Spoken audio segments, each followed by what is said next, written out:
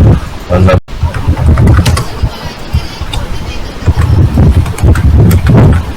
इसको हम बंद कर देते हैं। जी जीरो वाला फोल्डर खुल गया है।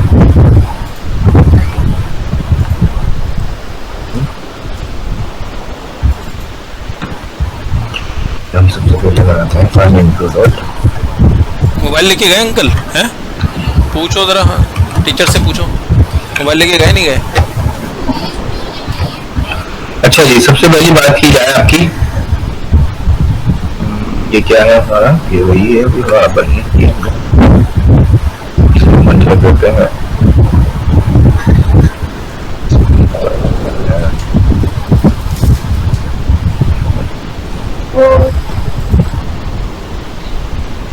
अच्छा जी, मैं कह रहा था कि हमारी सबसे पहले अगर हम बात करें तो jQuery है क्या? तो jQuery अलावा जावास्क्रिप्ट की एक लाइब्रेरी है, लाइटवेट लाइब्रेरी है। ठीक है जी। वैसे तो आपके पास जावास्क्रिप्ट की बहुत सारी लाइब्रेरीज है, मतलब jQuery को क्यों यूज कर रहे होते हैं कि jQuery आपके पास काफी मोस्ट पॉपुलर लाइब्रेरी है। इसका मकसद क्या है कि ये इसको कहा जाता है right less do more JavaScript library, कि लिखना कम पड़ता है, काम ज्यादा करती है। ठीक है जी। जी तो बेसिकली ये इतनी पॉपुलर है, इसे बड़ी बड़ी अपनी कंपनीज अपनी वेबसाइट्स के अंदर यूज कर रही है। गूगल यूज कर रहा है, IBM यूज कर रहा है इसको, नेटफ्लिक्स यूज कर रहा है अपनी वेबसाइट पर jQuery को। अच्छा, तो जावास्क्रिप्ट की कॉम्प्लिकेटेड चीजें है ना, जैसे कि अभी हमने डॉम मैनिपुलेशन देखी। कौन सी मैनिपुलेशन? Dom manipulation. ये जितना भी हम काम कर रहे थे HTML और जावास्क्रिप्ट को एक साथ, ये डॉम मैनिपुलेशन कहलाता है। क्या लिखते हैं? QOM। अच्छा, QOM डॉक्यूमेंट ऑब्जेक्ट मॉडल। अच्छा जी, सही है। तो ये काम हो गया, इस तरीके के टास्क होगा जो कॉम्प्लेक्स टास्क है, इसको इजीली अगर आपको करना है तो आप jQuery का यूज कर सकते हैं। अच्छा जी, ठीक है जी। अच्छा, जाहिर सी बात है जावास्क्रिप्ट पूरी लैंग्वेज है, वो आपके पास इंडिपेंडेंट है, आप जो काम करना चाहो जावास्क्रिप्ट से कर सकते हो। जब jQuery में बस बने बनाए मेथड्स हैं, आप वही मेथड यूज करते हो। ठीक है जी। कोड तो जावास्क्रिप्ट में लिखा हुआ होता है, तो आप उनको यूज कर रहे हो तो मतलब लाइक सर बूटस्ट्रैप जैसे है। अच्छा जी, जैसे हम CSS सर, जैसे लाइक बूटस्ट्रैप है, जैसे हम CSS को बूटस्ट्रैप के जरिए यूज कर रहे हैं। जी जी, जैसे बूटस्ट्रैप एक फ्रेमवर्क कहलाता है, सही है। और jQuery एक लाइब्रेरी कहलाती है। लाइब्रेरी एक लाइटवेट है, बहुत कम कोड होता है इसका। बूटस्ट्रैप का बहुत ज्यादा फाइल्स वगैरह होती हैं उसमें। नहीं, तो बूटस्ट्रैप तो हमने नहीं पढ़ा ना अभी। नहीं, बूटस्ट्रैप पे हम इसके बाद पढ़ लेंगे। अच्छा अच्छा जी, ठीक है। अच्छा भी, सबसे पहले बात की जाए कि jQuery को यूज किस तरीके से किया जा सकता है, तो आपके पास हेडिंग डाल देता हूँ jQuery एक paragraph. There are two ways to use jQuery on web page। Clear है? दो तरीके हैं हमारे पास jQuery को वेब पेज पर यूज करने के। पहला है हमारे पास डाउनलोड jQuery। अच्छा, तो ये जी। और दूसरा है हमारे पास CDN। क्या कहलाता है CDN? CDN कहलाता है कंटेंट डिलीवरी नेटवर्क। ठीक है जी, ठीक है जी।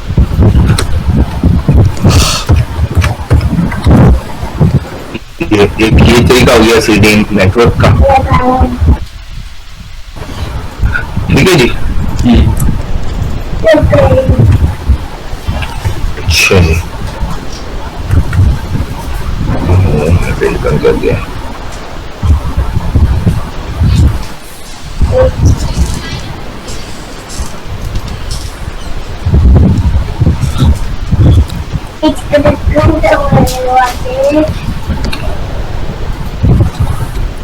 अच्छा सर, ये भी jQuery भी हर लैंग्वेज मतलब हर ASP.NET में भी यूज कर सकते हैं, PHP में भी यूज कर सकते हैं, कोई इसकी वो नहीं है ना कि खाली इधर उधर। ये PHP पे तो यूज होती है, .NET का मुझे पता नहीं है, वैसे .NET पे भी यूज हो सकती होगी क्योंकि लाइब्रेरी का मकसद यही होता है, इसकी एक्सटेंडेबल होती है। हाँ, जब जावास्क्रिप्ट लग जाती है तो jQuery भी लग जाती होगी वहाँ पे।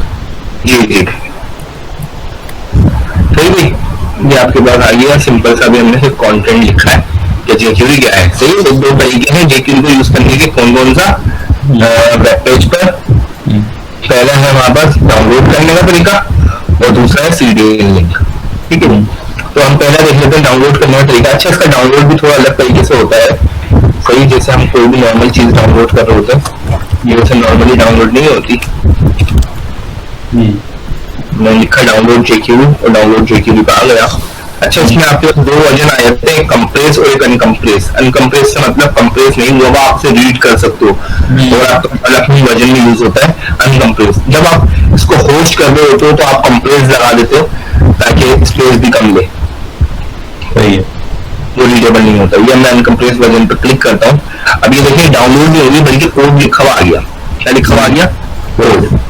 अब मुझे इस कोड को कॉपी करना है पूरा। मैंने कंट्रोल ए किया सारा का सारा और कंट्रोल सी कर दिया। अब जहां पर मुझे ये यूज करनी है वहां पर आकर मैं एक फाइल बनाता हूँ। आप किसी भी नाम से फाइल बना सकते हो। ठीक है, मैं jQuery के नाम से ही बना लेता हूँ। वैसे आप किसी भी नाम से बना सकते हो, कोई नाम का वो नहीं है। लेकिन इसकी एक्सटेंशन क्या होगी? इसकी एक्सटेंशन हमेशा होगी JS, क्योंकि ऐसी बात है जावास्क्रिप्ट का कोड है।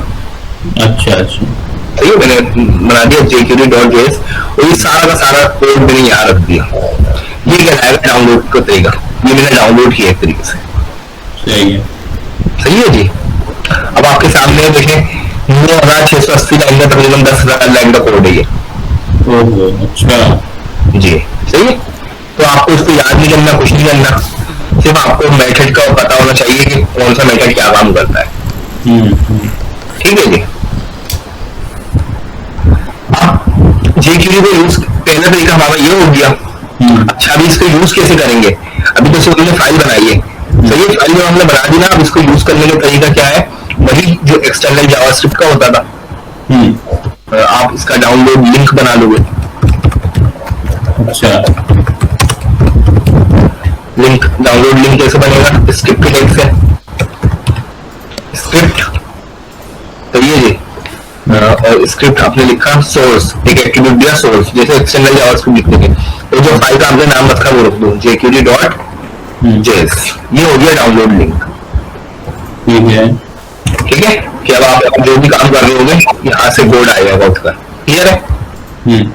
दूसरा तरीका है, आप लिखो jQuery CDN, content delivery network. ठीक है, ये आ गया आपके पास jQuery CDN। इस पर क्लिक किया, ये देखें सबसे पहले आ रहा है अनकंप्रेस। इस पर क्लिक करें, ये आपके भाई एक स्क्रिप्ट का टेक दे देगा। इसको कॉपी कर लें और इसको आप यहाँ लगा सकते हैं। पहले कमेंट करने की जरूरत नहीं है, ये मैं आपके लिए कर रहा होता हूँ कमेंट समझाने के लिए कि ये सीडीएन लिंक है। ये हो गया सीडीएन लिंक, बस। तो अगर आप डाउनलोड करना नहीं चाहते तो आप सीडीएन लिंक भी यूज कर सकते हो, दोनों सेम काम करेंगे। लिंक से उठा लेगा कोड, लिंक से उठा लेगा सारा कोड। ठीक है, लेकिन जाहिर सी बात है ये कंटेंट डिलीवरी नेटवर्क के थ्रू कर रहा है, तो अगर आपका इंटरनेट नहीं चलेगा तो jQuery भी नहीं चलेगी अगर सीडीएन लिंक लगाया हुआ हुआ। सही, और डाउनलोड में चलेगी कि जिस पर डाउनलोड कोड आपके पास मौजूद है। क्लियर है? सर अगर ऑफलाइन चलाएंगे तो फिर यानी काम नहीं करेगी अगर मैं ब्राउजर पे ऑफलाइन चलाऊंगा? जी जी जी, यानी कि डेवलपमेंट के टाइम ही हो सकता है होस्ट, तो बात है जब यूजर का नेट चल रहा हो जब तो वेबसाइट चलेगी तो jQuery भी चलेगी। लेकिन जब आप डेवलपमेंट कर रहे हो और आपने सीडीएन लिंक लगाया हुआ, आपका नेट बंद हो जाता है तो आपका jQuery काम नहीं करेगा। क्लियर? सही, क्योंकि नेटवर्क के थ्रू चल रहा है। अच्छा जी, अब हम आए थे, हमने अपने दोनों तरीके देख लिए कि किस तरीके से यूज कर सकते हैं। अच्छा जी, इसमें एक चीज हमारे होती है सिलेक्टर्स, जैसे कि CSS में हमने पढ़ा था सिलेक्टर्स। ठीक है, ये हमें एलिमेंट को गाइड करना होता है तो हमें सिलेक्टर्स यूज करना होता है। ठीक है, हम सारे सिलेक्टर्स देखेंगे एक एक करके। सिलेक्टर से पहले हम देखेंगे इसका मेन कोड, एक इसका मेन कोड होता है वो किस तरीके से यूज किया जाता है। अच्छा, सबसे पहले डाउनलोड लिंक हो या सीडीएन लिंक हो, वो दोनों लिंक, कोई भी एक लिंक आप लगा सकते हो, दोनों लगाना चाहो दोनों भी लगा सकते हो। ठीक है जी, फिर देखिए मैंने स्क्रिप्ट का डेमो ओपन किया।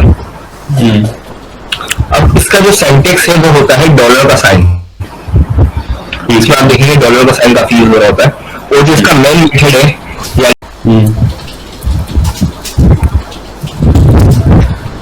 वो है हमारे पास डॉलर का साइन, राउंड ब्रैकेट्स, फिर आप लिखेंगे इसमें डॉक्यूमेंट। अच्छा, फिर इसके ऊपर मेथड लगता है डॉक्यूमेंट डॉट रेडी। अच्छा, जी, अभी एक मेथड है रेडी, तो आपके पास पैरेंथेसिस आ रहा है। अब रेडी होने के बाद यहाँ पर लगेगा कॉल बैक फंक्शन। क्या लगेगा? कॉल बैक फंक्शन, मतलब एक फंक्शन लगेगा। अच्छा, कॉल बैक फंक्शन का कोई नाम नहीं होता। जैसे ही डॉक्यूमेंट डॉट रेडी हो तो क्या होना है, आपका फंक्शन चल रहा है। ठीक है, फंक्शन चल रहा है। ये जो मेथड है ये आपके पास मेन मेथड समझ लें, ये कंपलसरी है, ये आपने लिखना ही लिखना है जेक्यूरी कोड लिखने से पहले। अच्छा, जी, ठीक है। इसका मतलब ये होता है कि ये आपके पास जेक्यूरी लोड कब हो, जेक्यूरी लोड तब हो जब ये पूरा का पूरा डॉक्यूमेंट है ये रेडी हो जाए। अच्छा, सही। अब इसके अंदर आपको जो चीज गेट करनी है, फॉर एग्जाम्पल अभी मैं सिलेक्टर्स की बात नहीं कर रहा, अभी मैं एक चीज गेट करके दिखा रहा हूँ। मैंने कहा यहाँ पर हमारे पास हेडिंग ली थी हमने, फॉर एग्जाम्पल H2 था हमारा। सही, मैंने कहा डॉलर का साइन, राउंड ब्रैकेट्स, और मैंने यहाँ लिख दिया H2। इसके ऊपर मेथड लगाया डॉट क्लिक। अच्छा, कि H2 पर जब क्या हो, क्लिक हो, तो फिर वही क्लिक होगा। इसके अंदर दोबारा एक कॉल बैक फंक्शन बनेगा। इसमें कॉल बैक फंक्शन बनते रहते हैं। कॉल बैक फंक्शन में लिख दिया अलर्ट। अच्छा, जी, ये देखिए। सही, अभी मैंने किया क्या है, मैंने सिर्फ कहा है कि जब जेक्यूरी पर क्लिक होगा, वो H2 पर क्लिक होगा, पैराग्राफ होगा कुछ नहीं होगा, ऑर्डर पर उस पर होगा कुछ नहीं होगा, कहीं नहीं होगा। लेकिन जब जेक्यूरी ये जो H2 है इस पर क्लिक होगा तो अलर्ट आएगा वेलकम। अच्छा, ये किसकी वजह से आया? ये आया जेक्यूरी की वजह से। अगर मैं जेक्यूरी के लिंक हटा दूँ, अच्छा पहले एक लिंक हटा के दिखाता हूँ, सिर्फ मैं सीरियल लिंक हटा रहा हूँ। सही है, तो ये देखें फिर भी वर्क करेगा। सही है, क्योंकि डाउनलोड लिंक है। डाउनलोड कौन मांग रहा है? दोनों ही लिंक हटा दिए। कौन सी मिस? अब ये वर्क नहीं करेगा। ये जो कोड है, ये जो मेथड लिखे हुए इसके अंदर, इस जेक्यूरी के कोड के अंदर मौजूद है। वहां से ले रहा है ये। ठीक है, चाहे आपके पास डाउनलोड हो या सिर्फ एक सीरियल लिंक भी डाल देना उनको, चल जाएगा। हाँ, और दोनों हो तो भी सही है। हाँ, वो कैंपिंग पर वाली का है। क्लियर? सही। चलो समझ में आया? हाँ, समझ आ गया। अच्छा जी, अब इसमें हम बात करते हैं सिलेक्टर्स की।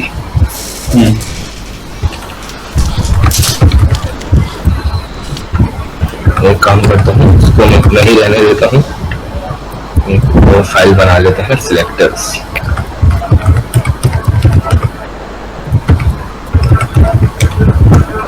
ठीक है जी,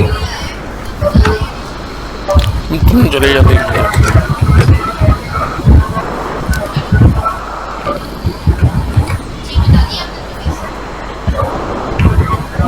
बस जाने दिन तो जो भी आ रहे कर लो।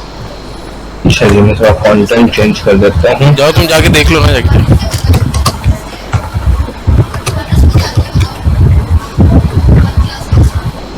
1500 कर लो वरना 1000 कर लो, कोई मसला आपने वन क्या लिखा था?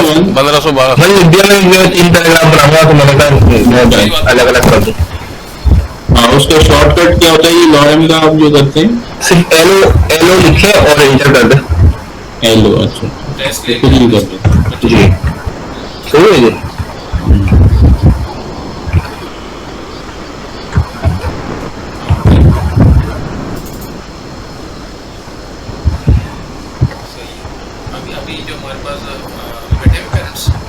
तीसरा पैराग्राफ हो गया। ठीक है जी, तो बहुत ज्यादा पैराग्राफ हो रहा है तो आप इसको हम करो लिट तक रखते हैं।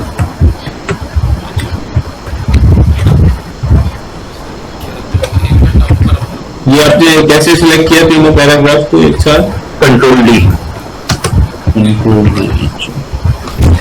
जैसे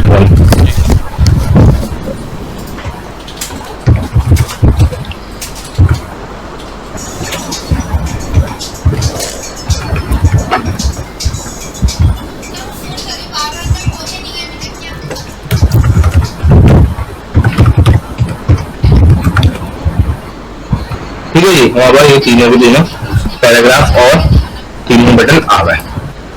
ठीक है, अब हम इसके ऊपर सिलेक्टर्स पढ़ते हैं अपने। कैसे लग रहे हैं आपको? पेरेंट्स दे देंगे 1500, बताइए आप।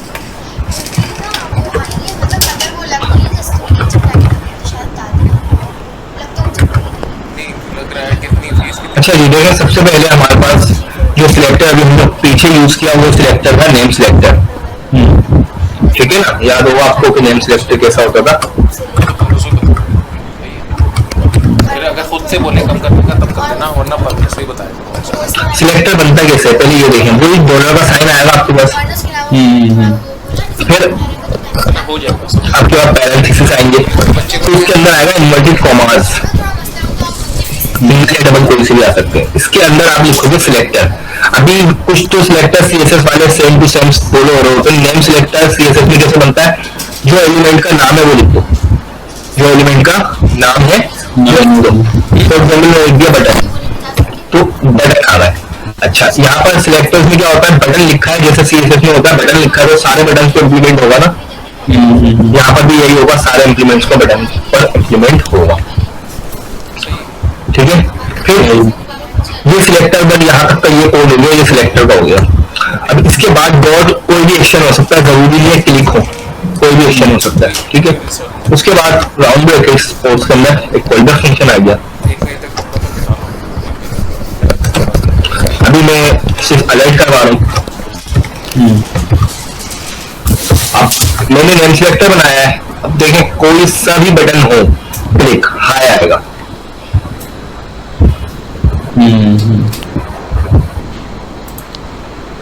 ये फंक्शन के आगे जो ये ब्रैकेट्स ओपन क्लोज हो रही है, ये क्या चीज है? ये तो फंक्शन का सिंटैक्स होता है ना, पैरेंथेसिस होता है। अच्छा, एक चीज इस चीज को क्लियर दीजिएगा। हमने जावास्क्रिप्ट में फंक्शन पढ़ा, पहले फंक्शन आता था, फिर फंक्शन का नेम आता था, फिर पैरेंथेसिस लगते थे। जी सर, सही है। इसमें फॉलबैक में नेम नहीं रखा जाता। नेम क्यों नहीं रखते फॉलबैक में?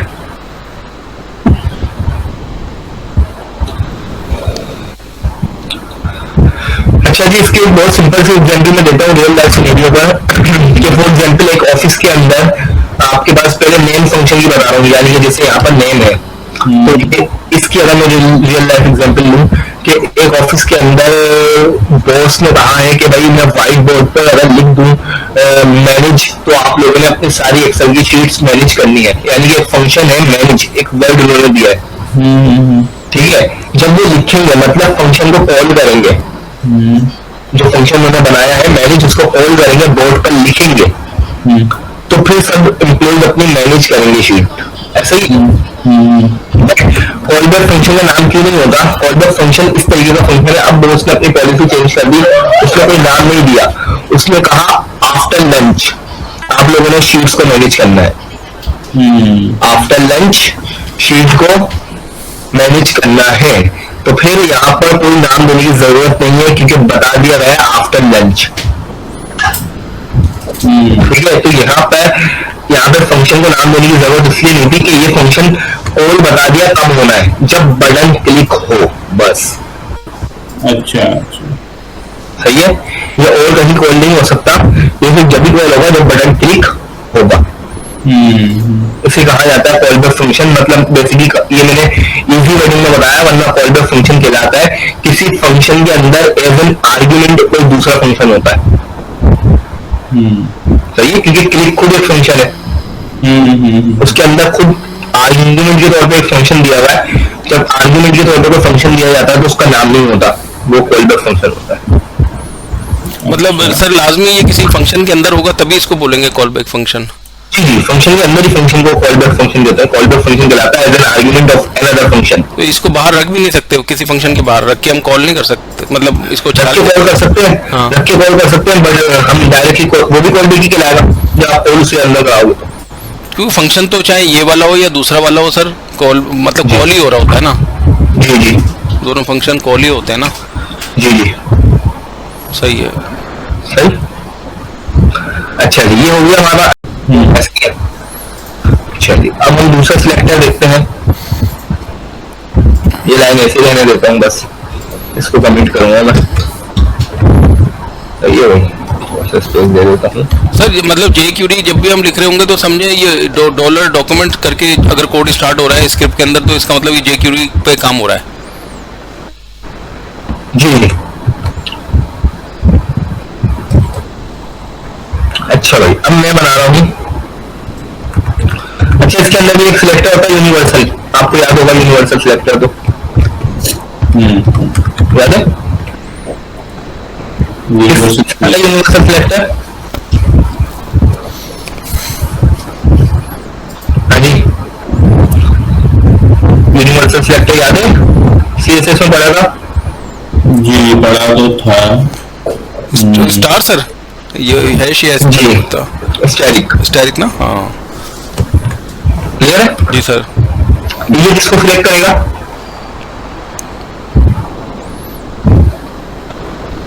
स्टार याद है भैया आपको? ये आदमी क्या काम करता है?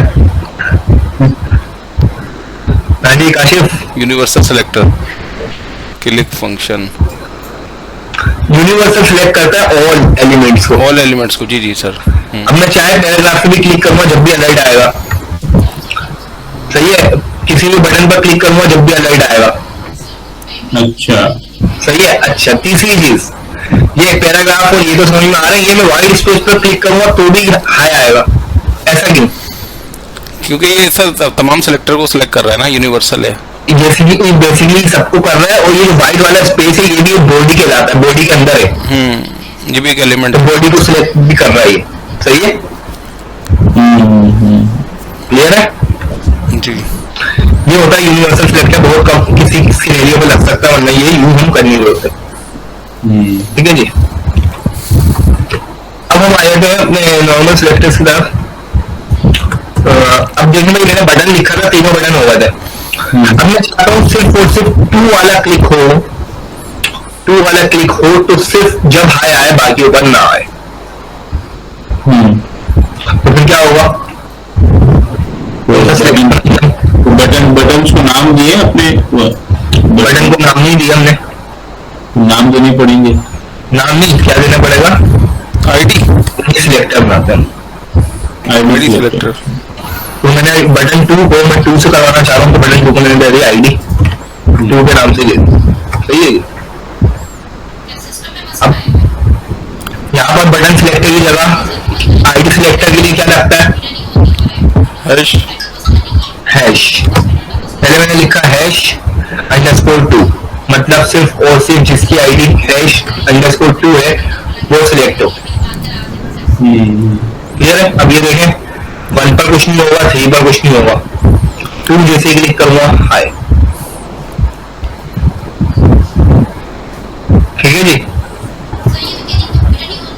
अच्छा, ये हैश देते हैं। ऊपर आपने क्या किया था? ऊपर क्या लिखा था? ऊपर मैंने ID दी थी, जिस एलिमेंट को ID दी हुई है। हाँ, वो उसको कैसे ID दिया आपने? अच्छा, ये ID या एट्रीब्यूट दिया और ID दे दी। अच्छा, डायरेक्ट नंबर की ID नहीं देते, इसलिए मैंने पहले अंडरस्कोर लगा दिया। अच्छा, मतलब JQD में सर जी मतलब नॉर्मल जावास्क्रिप्ट में भी है, JQD में नहीं, नॉर्मल जावास्क्रिप्ट में भी। ये तो बेसिकली HTML में लिखा है ना, तो हमें ID हम दे रहे होते हैं, इसलिए या तो HTML में यूज करेंगे या जावास्क्रिप्ट में यूज करेंगे, तो आप डायरेक्टली नहीं देते नेम से ID, वो नंबर से ID अच्छा या क्लास कुछ भी। वो करेक्टर दे सकते हैं, ए करेक्टर या बी करेक्टर? हाँ, करेक्टर दे सकते हो। अच्छा, डायरेक्ट नंबर से नहीं दे सकते आईडी? जो आपने उसकी कन्वेंशन को देखी है, नेमिंग कन्वेंशन वेरिएबल की, कि नंबर से स्टार्ट नहीं करते, वही चीज हम यहाँ पे भी यूज कर रहे होते हैं। सही सही सही। बाद में जावास्क्रिप्ट वगैरह में मसला ना हो। ओके। अच्छा जी, अब मुझे पहला और तीसरा दोनों बटन सिलेक्ट करने हैं। पहला और तीसरा दोनों बटन सिलेक्ट करने हैं एक ही काम के लिए, तो कैसे करूं? पहला और तीसरा करना है एक ही काम के लिए, अलर्ट हाई के लिए ही करना है दोनों। ID पहले देंगे ना, पर ID होती है यूनिक, दोनों को एक ही ID नहीं दे सकते। तो वो दोनों को यूनिक आईडी है ना, इन दोनों को यहाँ आप कोड कर लें, अलग अलग करूँ फिर? मतलब दो सेलेक्टर बना लें सर, तो काम बढ़ेगा ना मेरा। अगर 4 इवेंट एक ही सिलेक्टर में दोनों का लिया है। अगर मैं ग्रुप सिलेक्टर भी बनाता हूँ तो ग्रुप सिलेक्टर में भी काम बढ़ेगा। अगर 10 बटन हुए तो 10 को अलग अलग आईडी देके 10 का ग्रुप सिलेक्टर बनाऊंगा। नहीं, ये बटन से पहले नहीं किया था। एक और सिलेक्टर होता है आईडी के अलावा, वो याद करें, जो हम मल्टीपल को दे सकते हैं। CSS में भी बड़ा है, सबने आज CSS में वही यूज होती है।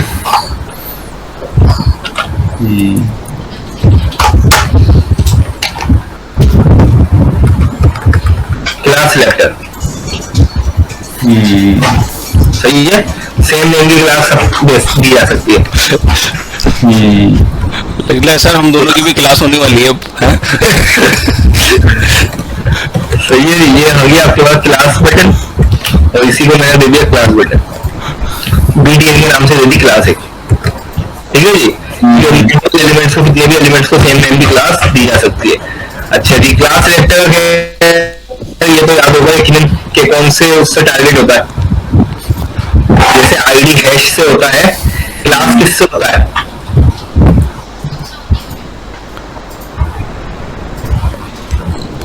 ये तो याद होना चाहिए था सर। डॉट से सर, डॉट से, गुड, डॉट BTN। ठीक है जी, डॉट BTN जी। BTN तो नाम है ना क्लास का, BTN मैंने क्लास का नाम दिया, नाम कुछ भी हो सकता है, बट डॉट याद रखिएगा। आईडी के लिए हैश और क्लास के लिए डॉट। ठीक है जी, अब ये देखें 1 से भी आएगा अलर्ट, 3 से भी आएगा, 2 से नहीं आएगा क्योंकि अब मैंने 2 को कमिट कर दिया है। सही है जी, सही है जी, ये हो गया आपका क्लास सिलेक्टर। सही, इसी तरीके से इसमें एक और चीज होती है आपके पास,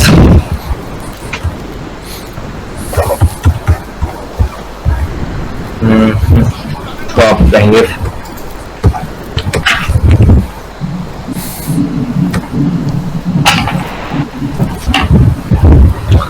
भाई देखिए, मैं चाहता हूँ पहला बटन से, बटन का ये जो पहला बटन है ना, इस पर अलर्ट आए,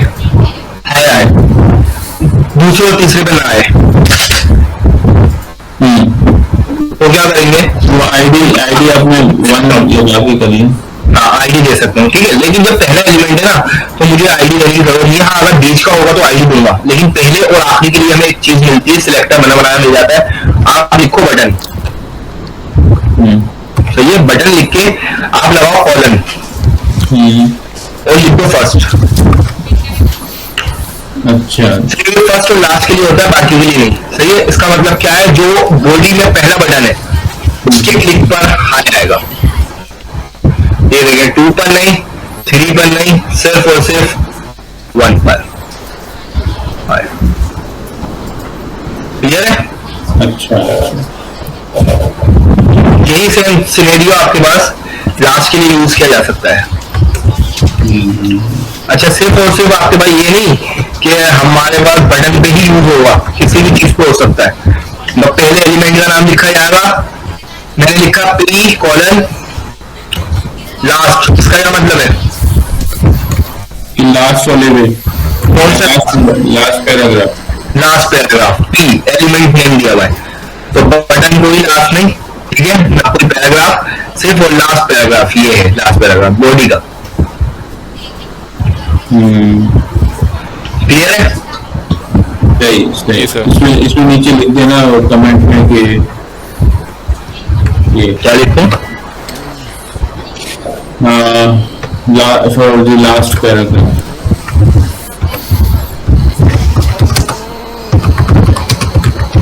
फंक्शन क्या है ना, function for the last paragraph, या अलर्ट सिलेक्टर, सिलेक्टर,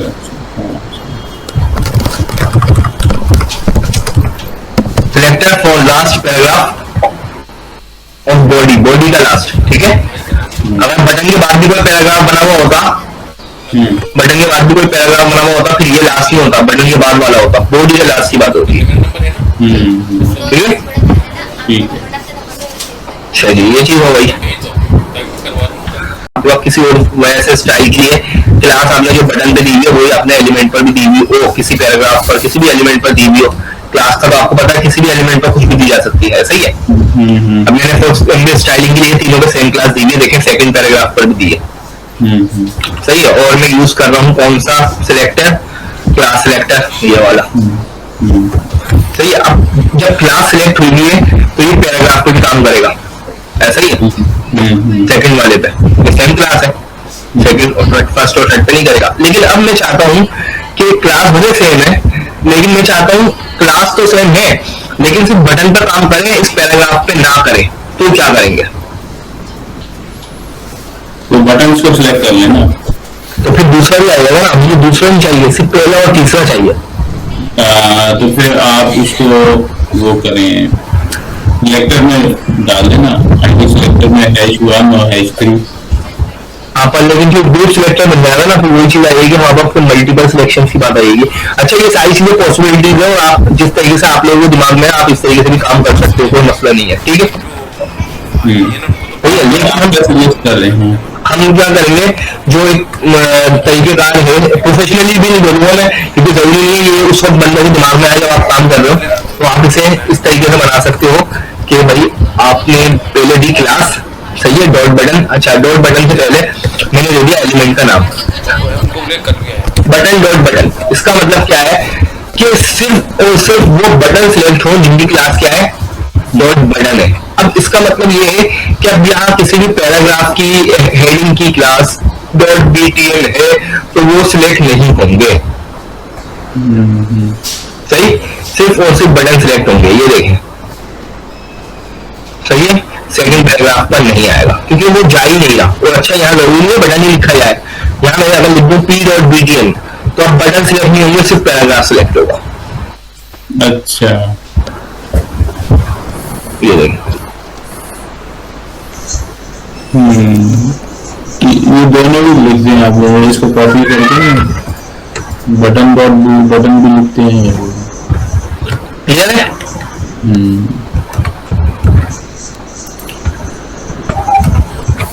अच्छा, यही काम सर नॉर्मल जावास्क्रिप्ट से भी कर सकते थे हम? हाँ, ये नॉर्मल जावास्क्रिप्ट से आप करते हो ना, ऑन के लिए लगाया आपने अपना फंक्शन बनाया, हाई लगा दिया। हाँ, लेकिन मैं कह रहा हूँ उसमें लंबा काम करना पड़ता है, मैं इसमें क्या शॉर्ट हुआ है?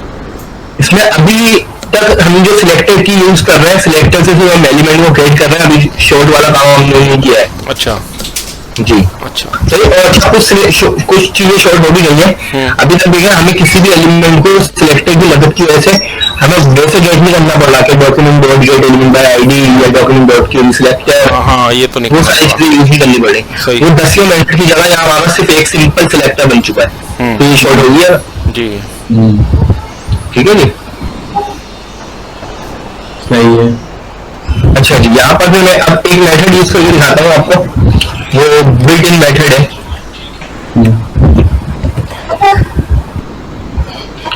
मैं चाहता हूँ, अब हम अलर्ट से आगे निकलते हैं, मैं चाहता हूँ जब बटन, यहाँ पे डायरेक्ट बटन लिख रहा हूँ, मैं उससे मुतालिक एक सिलेक्टर भी है, जब बता रहा हूँ आपको। जब बटन क्लिक हो तो क्या हो, दोबारा मैंने बटन को सिलेक्ट किया और यहाँ पर मेथड है बिल्ट इन मेथड, जो है jQuery का मेथड हाइड। जब बटन पर क्लिक हो तो क्या हो, बटन हाइड हो है, सही है।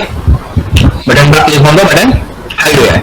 अच्छा भाई, यहाँ बटन लिखे हुए मतलब सारे बटन, और यहाँ भी बटन लिखा हुआ मतलब सारे बटन, ऐसे सही है। अच्छा, अब देखिए शॉर्ट क्या हुआ है, हाइड आपके पास बना बनाया मेथड है। अगर मैं आपको जावास्क्रिप्ट में हाइड करने का बोलता तो आप क्या करते, पहले एलिमेंट को गेट करते, उसके अंदर उसकी CSS में जाते, फिर उसको करते डिस्प्ले मैन। किसी भी एलिमेंट को हाइड करने के लिए पहले उसकी CSS में जाना पड़ता, फिर उसको करना पड़ता डिस्प्ले मैन। यहाँ पे बना बनाया मेथड मिल गया। अब मैं कोई सा भी बटन क्लिक करूँ, तीनों बटन हाइड हो जाएंगे।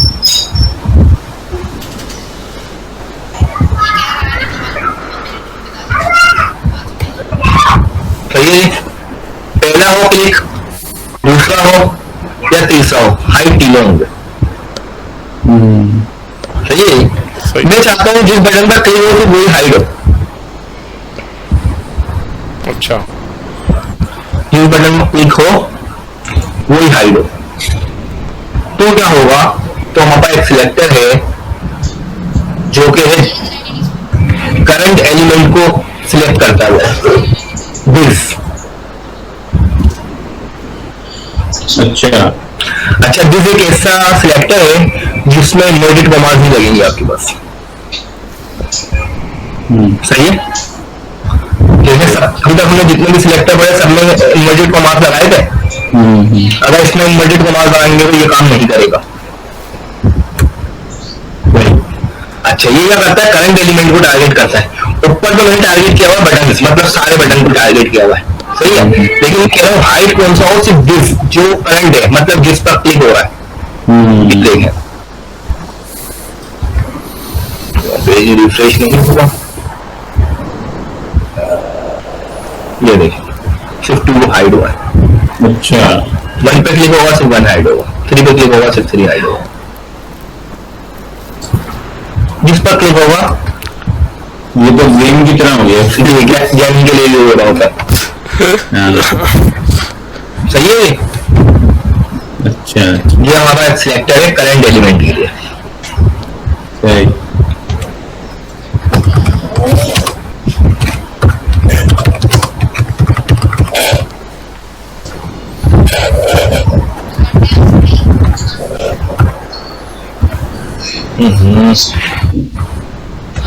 क्या वो भाई, ELE है।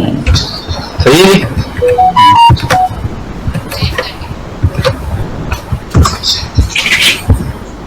सिलेक्ट करता है करंट एलिमेंट को। ये सारे हमारे पास सिलेक्टर हैं। और इसी तरीके के हमारे पास एक आज हमने जो मेथड देखा हाइड, इसी तरीके से हमारे पास और मेथड्स हैं, इफेक्ट्स के मेथड कहलाते हैं ये, जो अपनी नेक्स्ट क्लास में देखेंगे सारे के साथ। ठीक है जी, यहाँ तक कोई सवाल? नो सर, सेट है। हाँ जी, दोनों तरीके इसके समझ में आ रहा है कि कौन सा भी यूज कर सकते हो। डाउनलोड करना चाहो डाउनलोड कर लो, सीडीएन लिंक यूज करना चाहो सीडीएन लिंक यूज कर लो। सर यूज कौन सा होता है वैसे ज्यादातर प्रोग्रामिंग में? जी, ज्यादातर सीडीएन लगा रहे हैं ना? सीडीएन भी लगा सकते हो, सीडीएन लगा लो, कोई इशू नहीं। अच्छा, आप ये कह रहे हैं कि सर अगर हम वो कॉपी कर डाउनलोड करके रख लेंगे तो फिर अगर नेट बंद भी होगा तो हमारी लाइब्रेरीज काम करेंगी? जी, क्योंकि कोड आपका ये मौजूद है ना, कि जितने भी मेथड्स आ रहे हैं यहाँ से उठ के आएंगे। अच्छा जी,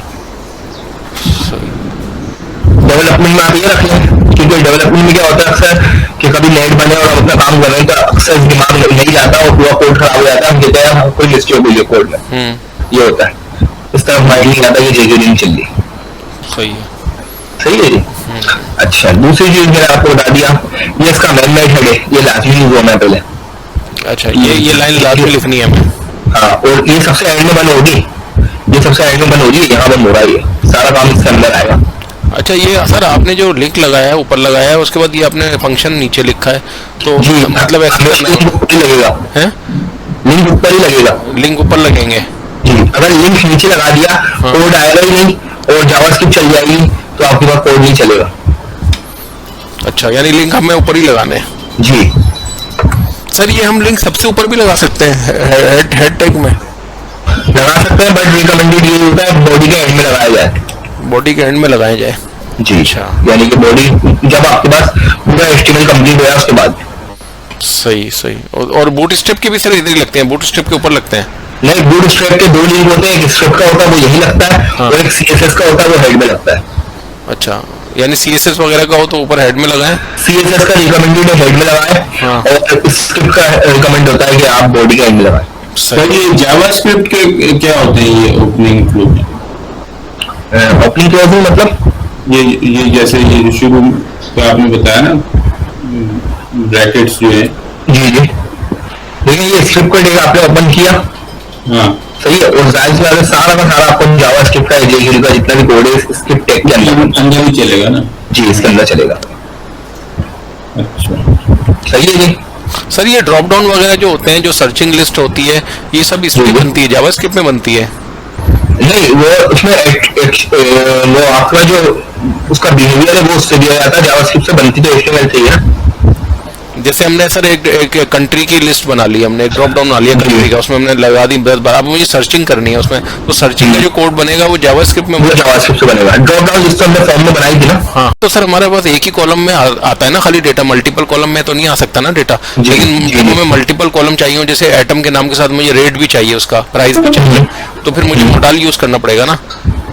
नहीं, मोडाल तो बेसिकली एक न्यू विंडो होती है। आप अगर चाहते हो फिल्टर, अक्सर देखा होगा आपने, मल्टीपल फिल्टर्स लगे हुए होते हैं टॉप पर। हाँ, तो ऐसे ही सर जैसे अब कोई एक पॉज का सिस्टम है, तो वहां पर मल्टीपल विंडो खुल रही होती है ना।